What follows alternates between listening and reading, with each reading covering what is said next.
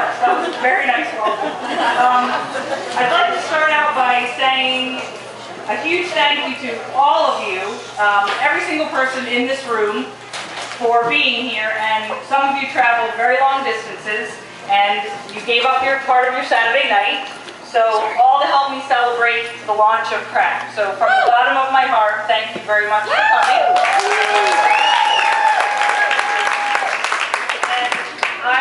One thing, I'm officially blown away by all the people here, so this is a nice packed house, and I want to say a huge thank you to the staff of this amazing bookstore, Chester County.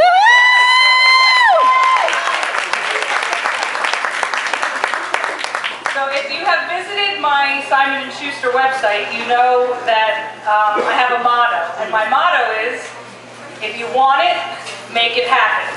So I'd like to let you in on one of the ingredients of making this happen, and that is love.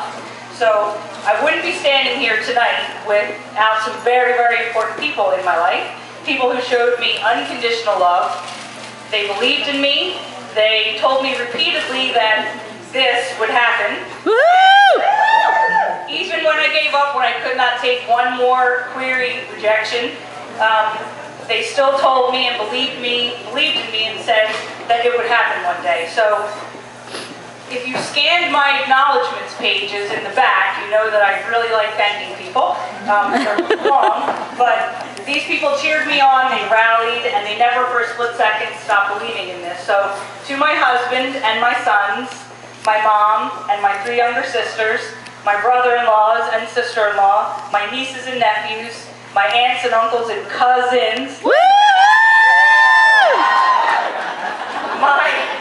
my friends, old and new, and anybody that I've never met before that you're here, I say this: I am a better person because each of you are in my life, and I thank you from the bottom of my heart for your support and love. I love you all. So now on to Cracked. If I didn't live the life that I've lived, teaching middle school and hyper-focusing on kindness and anti-bullying, then this book simply would not be. So, but there's also a few other books that, if I hadn't read them, this book would not be.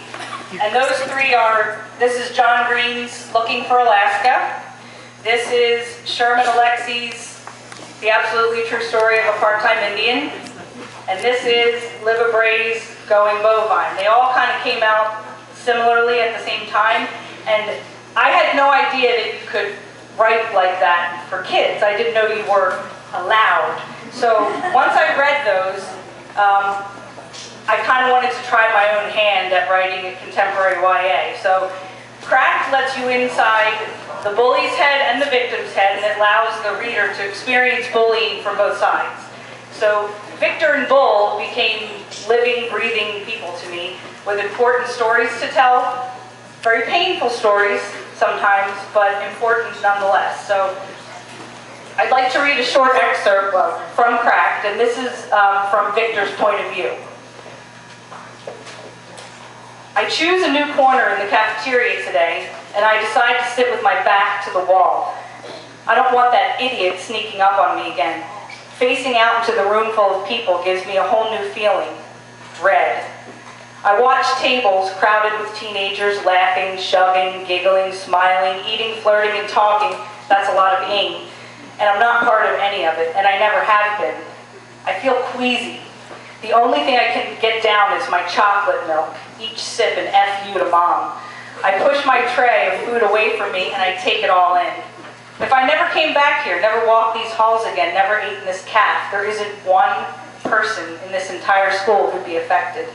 Even my math teacher would get over it. I'm just a feather in his cap. He doesn't know me. He doesn't know anything about me. All he knows is that I'm smarter than he is when it comes to anything math-related, because all we've ever talked about is math. Now, I realize I'm not the most approachable person in the world. I sit here in this corner or that corner on purpose, so I don't have to interact with anyone. I drop my eyes, I put my earbuds in, and I make myself fade away. I walk straight home. I don't stop at the store or ride my bike to the park or invite people over or go anywhere with anyone at any time. I get all that. Wow, I think I just blamed myself for being a nobody. Yeah, I did. I blamed myself. How perfect. My crap life is all my fault. So The reason I chose that part is because I have a two-part challenge for every single person in this room. Part one, after you leave here and you go back to your lives, your work, school, home, family, I want you to pay attention to the human beings in your life, all of them, and love them like you mean it. I know that doesn't sound like much of a challenge, because when you love people, you love them. But here's the second part, the hard part. Pay attention to the human beings that you don't know. Do you notice anyone who is alone, isolated, ignored, invisible? Pay attention. Look around. See them. Do something. Smile at them. Hold the door for them. Compliment them. Notice them. Validate them. And know this. This is another one of my mottos. Kindness is contagious. And the smallest act of human kindness has the potential to change people's lives forever. Don't be the jerk. Be better. Put yourself in their shoes. Why not go out there and be the best human being you can be? Be remembered as the person who changes people's lives for the better. Kindness matters. And in closing, another final thank you for coming, and I hope you take my challenge. And there's 4 bits of important information before I get signing. My kids are running around, my 2 boys, asking if anybody would like to be a member of my street team. So a street team, in short, is just if you are interested in the future, you want to get exclusive content, you want to help me do promotion on Twitter or Facebook or by word of mouth, sign up. I won't bother you or anything like that. It's just your name and email. So if you want to be a street team member, there's like 20,000 of those street team things out there. Second, as I'm signing, someone's going to be on this microphone announcing the winners of door prizes. And I've got like 30 awesome door prizes here, all custom-made stuff that I loved making up the little baskets and everything.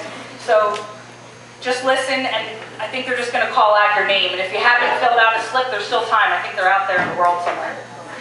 And if you've taken any photos tonight, and you'd like to upload a favorite photo, all you have to do is go to kmwalton.com, and there's going to be a prize for, I'm going to give out a prize, just yank people's names out of a hat. So if you want to do that, just upload your photo. There's a little post-it on my website that tells you where to go. And this, final.